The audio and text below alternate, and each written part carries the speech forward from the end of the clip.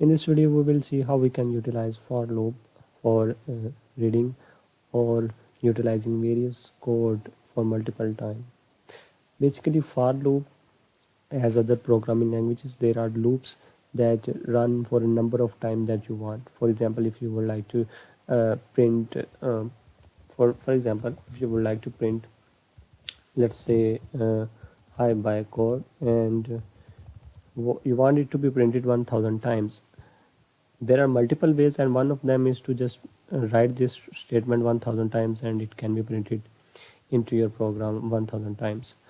Otherwise, there are, obviously this is not a sophisticated way to do stuff, and that because this is a repetitive task. So whenever a repetitive task has to be done within your program or within your script or within any program language really, you try to utilize loops such as for loop, while loop, or other loops that are available it really depends upon the programming languages. So to be able to do that, we need to implement the loops. In this video we will utilize for loop, and we will show you how to print various values, how can we print with thousands of values using single command or one or two commands maximum. So to get started, you need to understand the syntax of for loop first of all. Over at the top, this is a R script. By the way, I already have written some code, and we will go through them through that code one by one. So first of all, you need to understand that loop actually within R actually means that do a particular task for every value within a particular frame, such as vector. So for example, in our previous videos we saw that a vector could have for example multiple values such as let's say 1 to 10.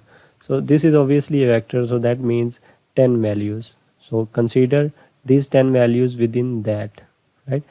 So consider this is a vector, and every value of, so that means it will be counted 1 2 3 4 5, and it will be counted as a single value and a total of 10. So that means total 10 tasks, 10 times of task same, or it can be multiple tasks, will be performed as long as it says do this for every value. So do this means the statement that you will be writing within the for loop. For example, this statement, we will discuss that if you don't understand this. So do this for every value within a vector, as you can see. So the basic syntax of for loop is you define a keyword for, and then you provide a value which you basically read the value out of the vector that is available. As you can see, this vector, that vector value in is also a keyword within R that basically figures out, okay, so this value exists within this and I need to do this. So, and this statement is, it can be any statement that you would like. For example, over here, do this, right?